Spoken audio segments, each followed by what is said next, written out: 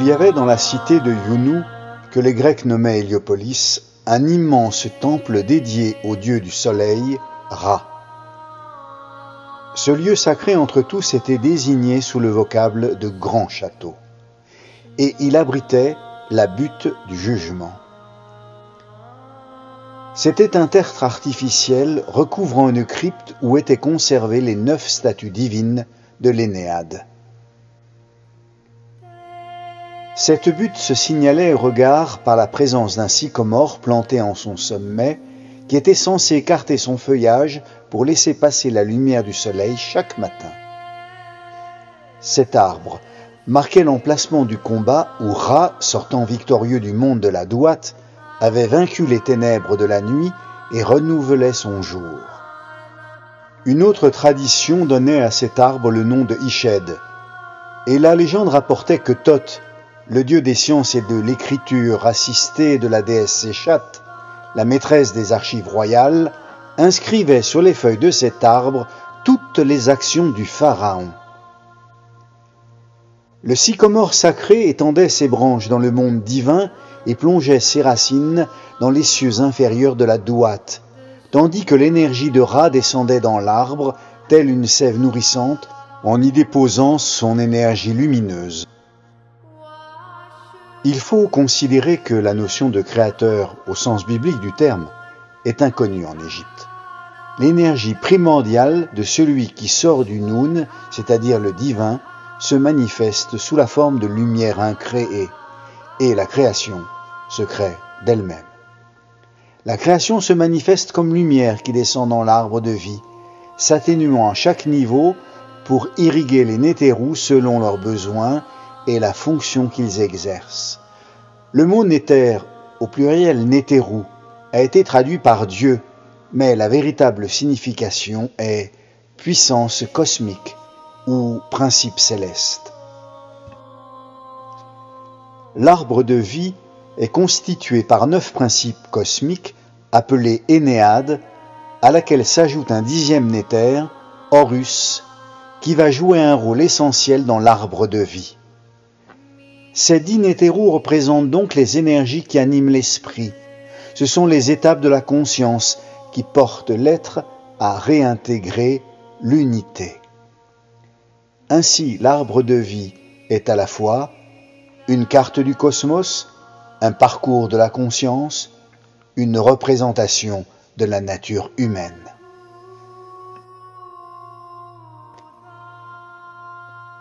C'est à partir de cette métaphysique que s'est élaborée peu à peu la théorie du tout, dont le grand Imhotep fut le concepteur. On connaît peu de choses sur lui, sinon qu'il fut l'architecte de la première pyramide jamais construite, celle du roi Djeser à Saqqara. Imhotep fut le grand homme de l'Ancien Empire. Et au cours des siècles qui suivirent, l'Égypte n'hésita pas à lui rendre témoignage au point de le diviniser.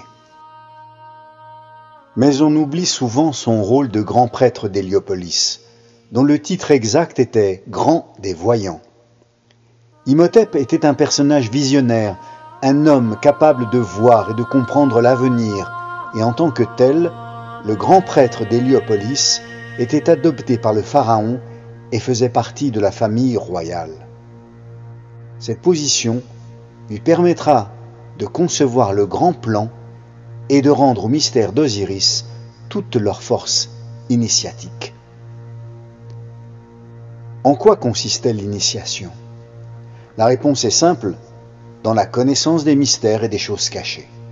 Or, pour y parvenir, l'initié avait en main des outils symboliques que l'on retrouve encore dans tous les rituels de la franc-maçonnerie. Mais ce qui nous intéresse est un outil qui a traversé les âges et que les Juifs ont transmis plus tard sous le nom de Kabbale. Le mot égyptien « Kabbalah » est probablement à l'origine du mot « Kabbalah » ou « Kabbale » que l'on traduit généralement par réception ou tradition. En égyptien, ce mot possède un tout autre sens. Il est composé de la racine « Kahab » qui signifie source, origine, et de la déformation tardive du mot Ra qui signifie la bouche, la parole, le langage. Qebhala signifierait donc la langue de l'origine. En égyptien, un seul mot désigne le nom et la chose. La chose existe à condition d'être nommée. La chose est animée par le nom, qui est une énergie audible, une vibration, une fréquence, un mouvement. Le mot nommé est vie et donne la vie. Le nom prononcé d'un défunt le fait vivre, et l'on sait que le pire châtiment en Égypte était d'effacer son nom sur toutes les inscriptions pour le vouer aux ténèbres de l'oubli. La parole est vie, elle est performatrice. On peut en déduire que la parole, c'est-à-dire le verbe, est à l'origine. Mais c'est une parole vide et silencieuse. L'univers peut-il surgir du vide et du silence? C'est la grande question qui a hanté tous les chercheurs de vérité. Le hiéroglyphe représente un son et doit être compris et décrypté comme un son, car aucun hiéroglyphe n'est le fait du hasard. Chaque signe a un sens et une place dans un texte, utilisant un langage pur, immuable, inaltéré. Champollion avait pensé qu'il pouvait exister un sens caché dans un texte égyptien. Il avait dit « Il ne resterait plus qu'à trouver une méthode pour reconnaître la valeur des caractères symboliques. Et c'est là l'obstacle qui semble retarder le plus l'intelligence pleine et entière des textes hiéroglyphiques. » Cette méthode dont il parle vint un siècle plus tard. En voici l'histoire.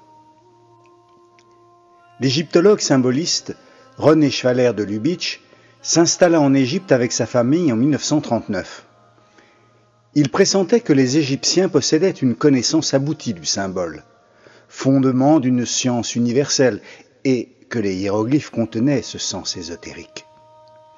Malgré ses efforts pour en découvrir la clé, ses recherches restèrent infructueuses. C'est son épouse Isha, connue pour son célèbre roman initiatique Erbag Poachiche, c'est elle qui lui révéla cette clé. Sa méthode consistait à donner un poids aux hiéroglyphes pour les mettre en rapport les uns avec les autres, puis à les comparer en nombre et en mesure. Elle a découvert que les anciens Égyptiens ont pratiqué cette méthode pour susciter d'intéressants rapprochements de mots d'une grande portée philosophique et pour répondre au désir le plus vif des initiés, qui est de connaître le sens ésotérique des mots et non pas les concepts qu'ils véhiculent. Depuis l'Ancien Empire, les scribes s'étaient rendus maîtres de l'étude des nombres et des mots. Leur méthode a permis de répondre à certaines questions qu'ils se posaient. Entre autres, le sens littéral d'un mot est-il le seul sens ou bien existe-t-il un sens caché? Pourquoi le vrai serait-il caché? La parole divine serait-elle terrible à entendre?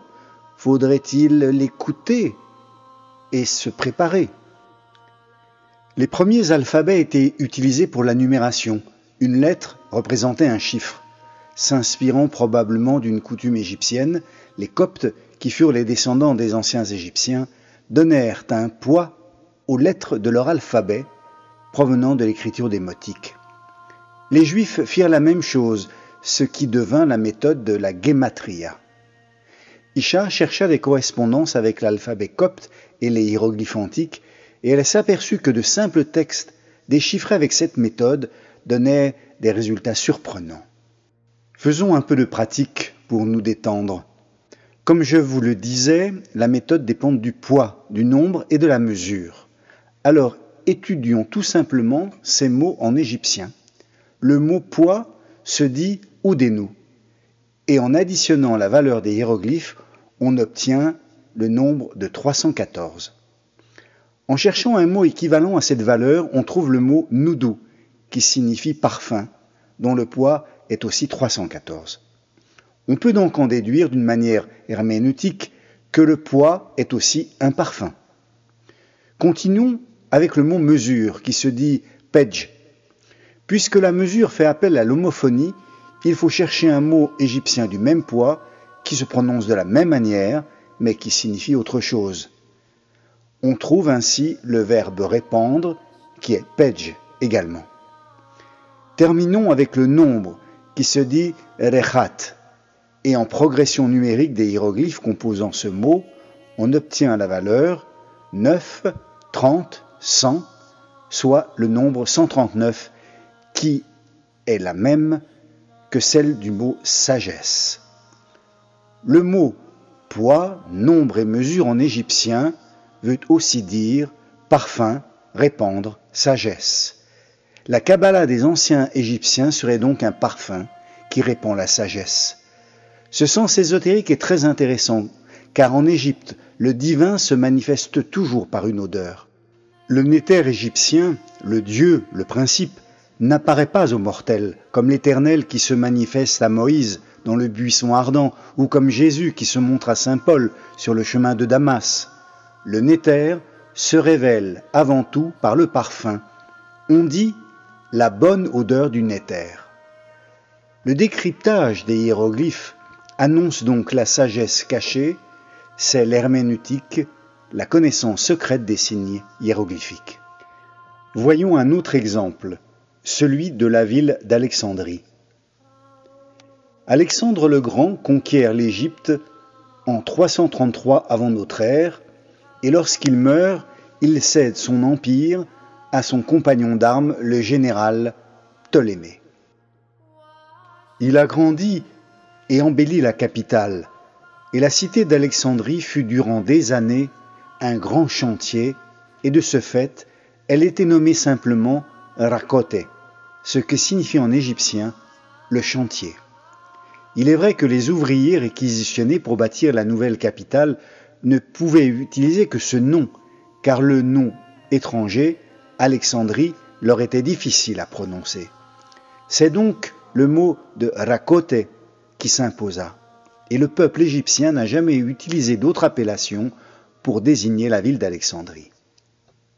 Comment traduire ce nom?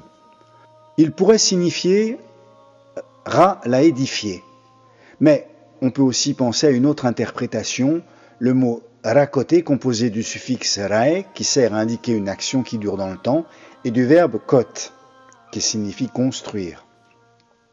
Autrement dit, rakoté pourrait signifier construction qui dure, c'est-à-dire chantier.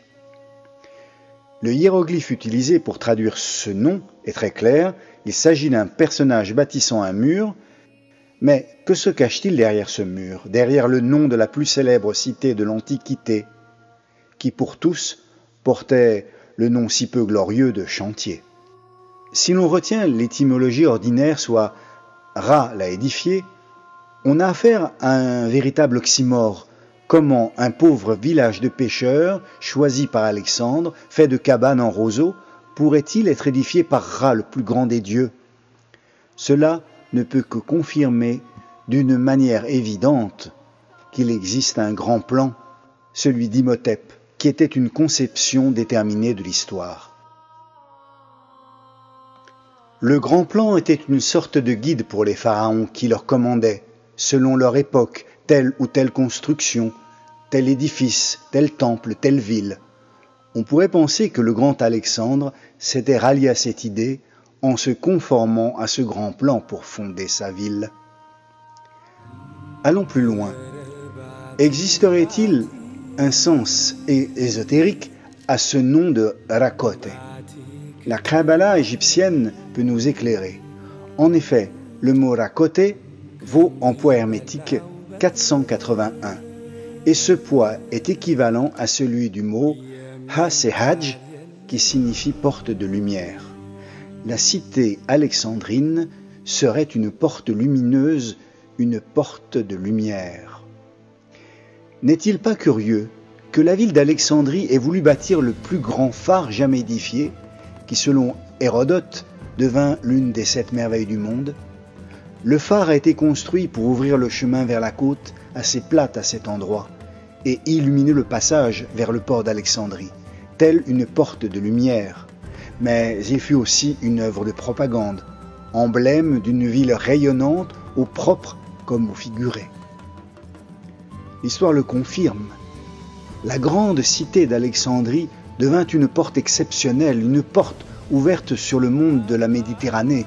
L'Orient s'ouvrait au monde entier.